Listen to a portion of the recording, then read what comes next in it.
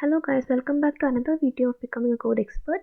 In this video, we'll be solving a program in GeeksForGeeks Python variables tutorial, which is typecast and double it. The question is, given an input num as a string, you need to typecast it into an integer and double it. So in this question, the input is given in the form of a string, and we have to convert this string into an integer and double that number, which is multiply that number by 2. So first we have to print, we should multiply this number by 2. So in order to multiply that number, we should first convert it into an integer.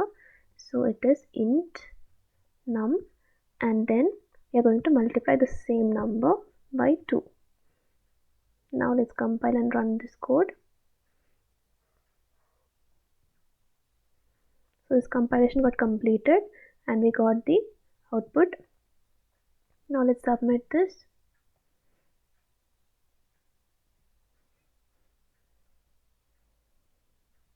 So all the test cases got passed. I hope this video was helpful to you. Don't forget to like this video and subscribe my channel for more videos. I'll see you in the next video. Thank you.